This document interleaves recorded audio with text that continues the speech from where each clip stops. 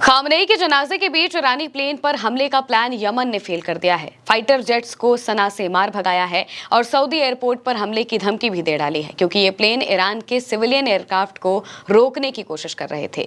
वहीं नेतन्याहू और ट्रंप की एक खुफिया मीटिंग भी होने वाली है।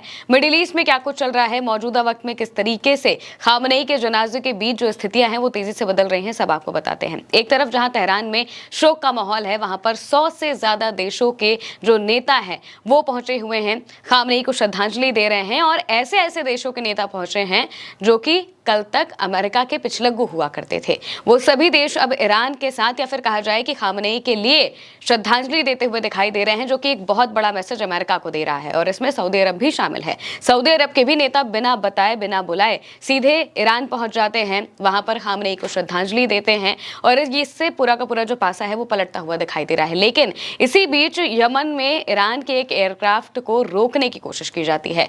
यमन के सना इंटरनेशनल एयरपोर्ट पर यह एयरक्राफ्ट उतरने की कोशिश करता है, लेकिन यहां पर जो सऊदी अरब के फाइटर जेट्स मौजूद हैं वो इस प्लेन को रोकने की कोशिश करते हैं, जिसके बाद हूथी उन प्लेन्स को भगाते हैं। कर्नल के हवाले से इस खबर को लिखा गया है। खबर में साफ तौर से समझ में आ रहा है कि यमनी सशस्त्र बलों ने घोषणा की है कि उन्होंने यमन के एयर स्पेस में सऊदी अरब के एक लड़ाकू विमान को रोका है। ये प्लेन ईरान के एक ऐसे नागरिक विमान को सना इंटरनेशनल एयरपोर्ट पर उतरने से रोकने की कोशिश कर रहा था, जिसमें 200 से ज्यादा फंसे हुए घायल और बीमार यात्री सवार थे।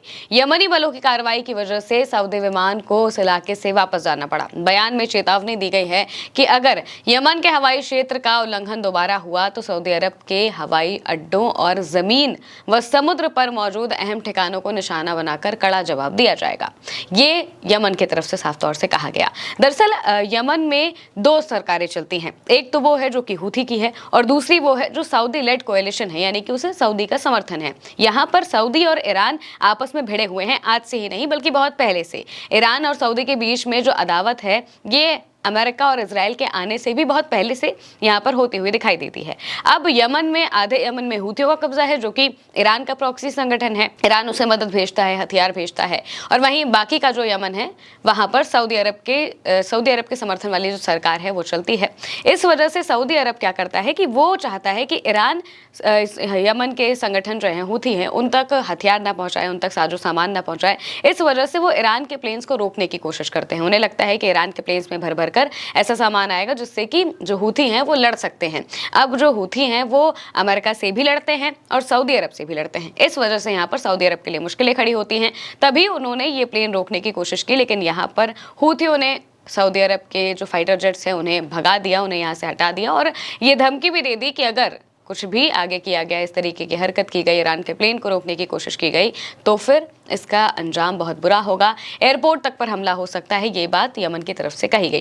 क्लैश रिपोर्ट के हवाले से भी इस खबर को पुख्ता किया गया है। बताया गया है कि हूथियों का कहना है कि उन्होंने सऊदी अरब के युद्धक विमान को यमन के हवाई क्षेत्र से बाहर खदेड़ दिया है, क्योंकि वो ईरान के एक नागरिक विमान को सना में उतरने से रोकने की कोशिश कर रहे थे। उन्होंने चेतावनी दी है कि भविष्य में सऊदी अरब की किसी भी कार्रवाई का जवाब सऊदी अरब के हवाई अड्डों और बाकी के अहम ठिकानों पर हमले करके दिया जाएगा, ये हूथियों ने कहा है। दरअसल ये जो फ्लाइट थी ये महान एयर की थी, जो कि ईरान की एयरलाइन है और इस एयरलाइन को यूएस और कई देश हैं जो कि आईआरजीसी से लिंक होने के आरोप में सैंक्शन करके बैठे हुए हैं, यानी कि इस पर बैन लगे हैं, सैंक्शन लगे हुए हैं इस एयरलाइन के ऊपर।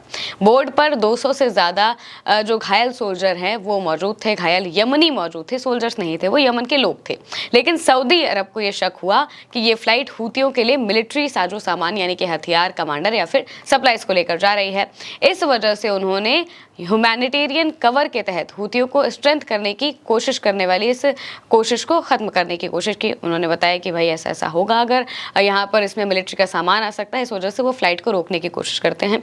हूथियों ने भी इस बात को कहा है कि ये जो फ्लाइट है ये ब्लॉकेड तोड़ने के लिए थी, यानी कि जो सऊदी अरब का लगाया हुआ ब्लॉकेड है। सऊदी अरब ने कई सारे ऐसे ब्लॉकेड लगा कर रखे हैं जिससे कि जो ईरान की फ्लाइट्स हैं वो बड़े लेवल पर यमन के अंदर नहीं उतर पाती हैं, क्योंकि जो सऊदी अरब के फाइटर जेट्स हैं वो उन्हें रोकने की कोशिश करते हैं। इस वजह से वो वहाँ पर नहीं उतर पाती हैं। और ऐसे में अगर इस बीच में, इस पूरे सिनेरियो के बीच में, जहां एक तरफ बहुत बड़े लेवल पर ईरान के अंदर तैयारियां चल रही हैं अगले कदम को लेकर, और वहीं मौजूदा वक्त में ईरान के अंदर खामनेई का जनाजा भी उठ रहा है, जिसको लेकर जो सुरक्षा इंतजाम है वो बहुत बड़े लेवल पर है। इस बीच में अगर यमन में प्लेन आता है तो फिर सऊदी अरब को ये शक होता है कि कहीं इससे हमें कोई परेशानी ना हो जाए, इस वजह से वो इस प्लेन को रोकने की कोशिश करते हैं, लेकिन यमन का जो संगठन है वो इसका मुंह तोड़ जवाब देता है।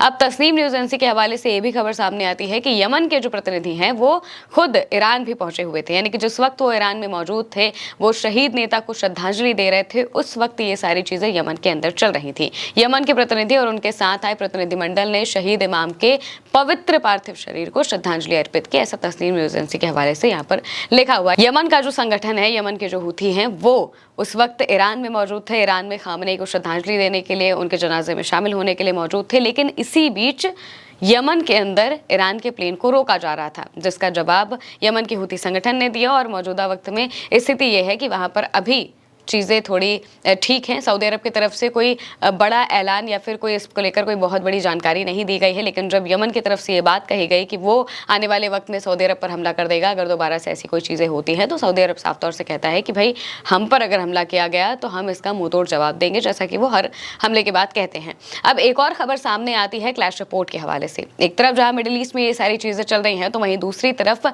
अमेरिका और इसराइल के बीच में कुछ खिचड़ियाँ पक रही हैं। सारी चीज़ें जानना बहुत ज़रूरी है, हर पक्ष में हर तरफ में क्या हो रहा है ये जानना बहुत जरूरी है अगर युद्ध के हालातों को समझना है तो।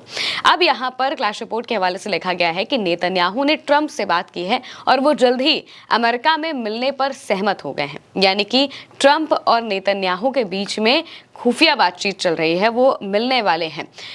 जो नेतन्याहू हैं उनका अभी मौजूदा वक्त में स्टैंड यही है कि वो ईरान पर हमला करना चाहते हैं, ईरान के यूरेनियम को नष्ट करना चाहते हैं, वो उसमें किसी तरीके से जंग को वापस से शुरू करना चाहते हैं। ये इजराइल का स्टैंड है। दूसरी तरफ अमेरिका का स्टैंड ये है कि वो ईरान से अपनी सारी बातों को मनवाना चाहते हैं, होर्मुज को पूरी तरह से खुलवाना चाहते हैं। इसके अलावा ईरान का यूरेनियम वो भी खत्म करना चाहते हैं, लेकिन ईरान से बातचीत करके खत्म करना चाहते हैं। और एक न्यूक्लियर डील अमेरिका चाहता है। ये अमेरिका की जो बातें हैं, फिर प्रायोरिटीज़ हैं, वो इस युद्ध को लेकर या फिर इस मौजूदा स्थिति को लेकर है। लेकिन अब जब इसराइल और अमेरिका के बीच में बातचीत होने वाली है, तो ये समझना बहुत ज़्यादा ज़रूरी है कि जब जब नेतन्याहू ट्रंप से मिले हैं, तब तब उन्होंने ईरान के खिलाफ ट्रंप को भड़काया है और कोशिश की है कि किसी भी तरीके से हमला किया जा सके। 28 फरवरी को जो हमला हुआ, इसके लिए ट्रंप के प्रशासन से कोई भी अग्री नहीं कर रहा था, कोई भी नहीं मान रहा था कि हमला करना चाहिए, लेकिन जो नेतन्याहू हैं वो किसी तरीके से ट्रंप को मना लेते हैं और कहते हैं कि ये सही समय है, हमें हमला कर देना चाहिए। और फिर हमला होता है, खामनेई की जान जाती है। लेकिन इसके बाद 4 महीने तक जो चीज़ें हुई, उसने पूरी दुनिया में ईरान को एक नए उभरते हुए सुपर पावर के तौर पर देखा है। मौजूदा वक्त में भी यही चीज़ें चल रही हैं। मौजूदा वक्त में भी ईरान अभी भी अपने दबदबा कायम रखे हुए है, क्योंकि यहाँ पर जब 4 महीने बाद खामनेई का जनाजा उठता है, यहाँ पर जो लोग आते हैं, पूरी दुनिया से जो लोग आते हैं, जो भीड़ आती है, उसने अमेरिका को और परेशान कर दिया है। ये भीड़ बता रही है कि कैसे अमेरिका और इजराइल की गई कार्रवाई बहुत गलत थी। इसी वजह से ये सभी देश खामनेई को श्रद्धांजलि देने के लिए पहुंच रहे हैं। अब ये एक बहुत बड़ा मैसेज है पूरी दुनिया के लिए कि कैसे खामनेई को मारा गया या फिर उनके साथ नाइंसाफी की गई। ये चीज़ अमेरिका और इजराइल दोनों के लिए ही ठीक नहीं है। इसी वजह से अब वो कोई नई चीज़ ट्राई करने के बारे में बात करेंगे और किसी तरीके से या तो ये डील हो जाए या फिर वापस से हमले शुरू हो जाएं, इस पर पक्का तौर पर बातचीत की जाएगी। अब अगर यमन की बात करें तो यमन में जो हूथी संगठन है, या फिर हमने आपको सारी बातें बताई हैं कि मौजूदा वक्त में क्या चीज़ें चल रही हैं, और अब यमन ने एक और बात साफ तौर से कह दी है कि अगर इजराइल, अमेरिका या फिर और कोई भी देश ईरान के खिलाफ कोई भी साजिश रचता है तो उसका मुंहतोड़ जवाब दिया जाएगा, खून का बदला लिया जाएगा। क्योंकि वो भी ईरान पहुंचे, खामनेई को श्रद्धांजलि दी और ये बात साफ कर दी कि वो पूरी तरह से ईरान के साथ मौजूद हैं। सऊदी अरब के भी कई नेता ईरान पहुंचे थे, लेकिन उनकी इंटेंशन क्या है अभी तक समझ नहीं आई है।